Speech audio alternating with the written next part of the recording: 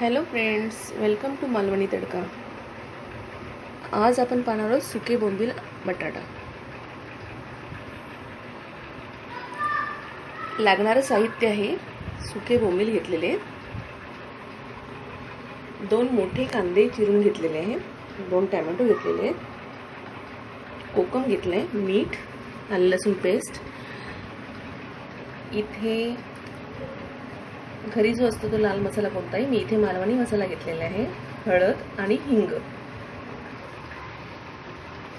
प्रथम आपण सुके बोंबील असतात ते सोप्या पद्धतीने कसे नीट करता येतात ते पाहू। हे सुकल्यानंतर ह्याचे हे दात वगैरे खूप लागण्याची, आपण जर आधी तोडून त्यांना साफ केले तर ते असे दात वगैरे लागण्याची शक्यता असते, ते खूप कडक असतात। ते साफ करण्याची मी सोपी पद्धत तुम्हाला दाखवते। बोंबील साफ करण्यासाठी इथे मी पॅन मध्ये पाणी उकळवून घेतलेलं आहे आणि त्या पाण्यामध्ये मी साधारण ते मऊ होईपर्यंत बोंबील ठेवणार आहे, भिजत ठेवणार आहे। पाणी चांगलं उकळवून घ्यायचं आहे आणि नंतर गॅस बंद करायचा आहे। बोंबील मऊ होईपर्यंत साधारण 20 ते 30 मिनिटं लागतात।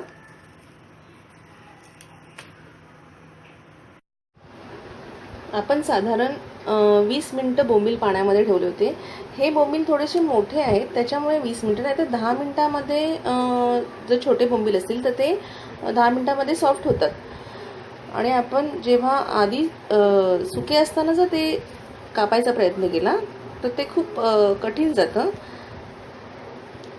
आता हे बघा, हे तुम्ही असं हाताने जरी सेपरेट केलं तरी त्यांचे डोकं सेपरेट होतंय आणि ही जी सगळी घाण असते ती आपल्याला साफ करून घ्यायची आहे।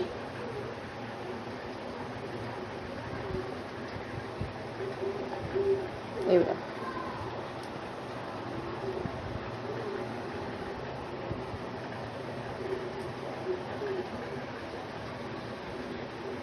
एकदम इझिली साफ होत आहेत ते।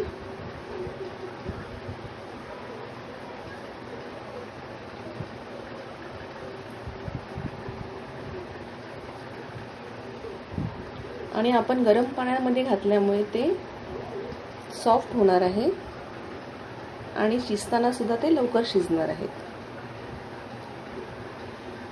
मी आता ते साफ करून घेते आणि हे आपण नंतर चाकूने कट करून घेणार आहोत।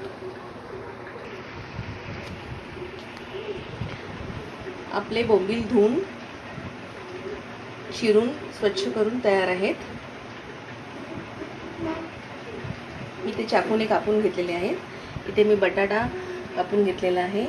हे जर आपल्याला कडक हवे असतील, आम्ही करताना ते चटणीमध्ये पूर्णपणे मेल्ट करतो बोंबील, म्हणून मी ते जास्त वेळ पाण्यात ठेवले। तुम्हाला जर अख्खे पीस ठेवायचे असतील तर तुम्ही कमी वेळ गरम पाण्यात ठेवा। गरम पाण्यात टाकल्यामुळे त्याचा जो उग्र असा हिंवस वास असतो तोही कमी होतो। इथे मी आता रेसिपीला सुरुवात करणार आहे। पॅन मध्ये तेल गरम करून घेतलेलं आहे, तेल पण आपलं गरम झालंय। आता मी त्यामध्ये कांदा घालणार आहे।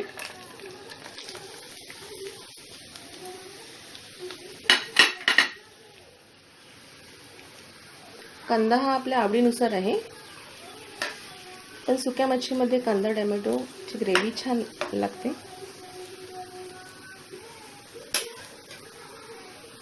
कांदा खूप छान फ्राय करून घ्यायचा आहे आपल्याला। कांदा मी 2 मिनिटांसाठी फ्राय करून घेतलेला आहे। त्यामध्ये मी आता टोमॅटो घालते।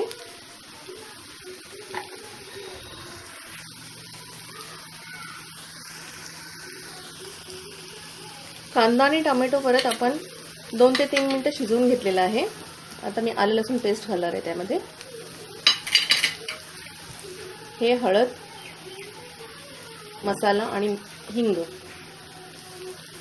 हे पण आपण चांगलं परतून घ्यायचं आहे। मसाला आपला चांगला परतून झालाय।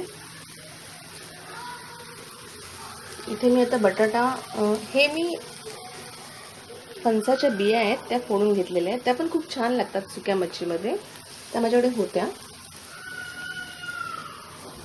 ह्या फणसाच्या बिया आहेत, त्या तोडून त्याची साल काढून मी ते करून घेतलेलं आहे.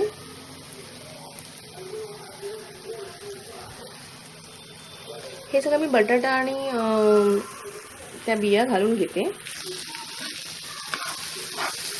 बटाटा आणि बिया घालून मी थोडंसं परतून घेणार आहे. यामध्ये मी थोडं मीठ घालणार आहे.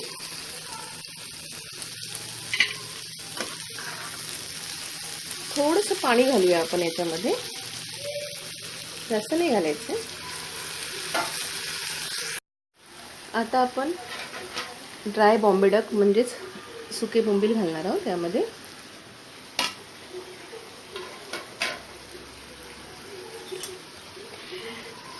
ते यामध्ये परतून घेऊन झाकण ठेवून आपण थोडा वेळ शिजवणार आहोत. थोडंसं पाणी पण घालायचं आहे, पण पाणी एकाच वेळेला सगळं घालायचं नाही, जसं जसं लागेल त्याप्रमाणे घालायचं आहे.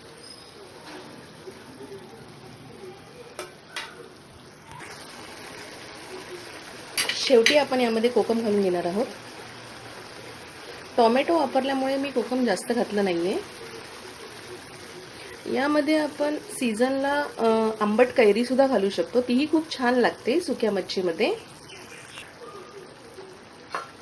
अजून 3-4 मिनिटं आपण झाकण ठेवून शिजवून घेणार आहोत.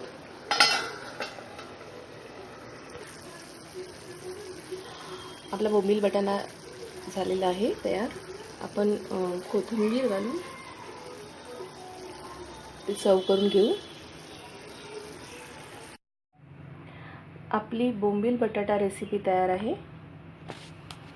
तांदळाची भाकरी आणि बोंबील बटाटा फार अप्रतिम कॉम्बिनेशन आहे.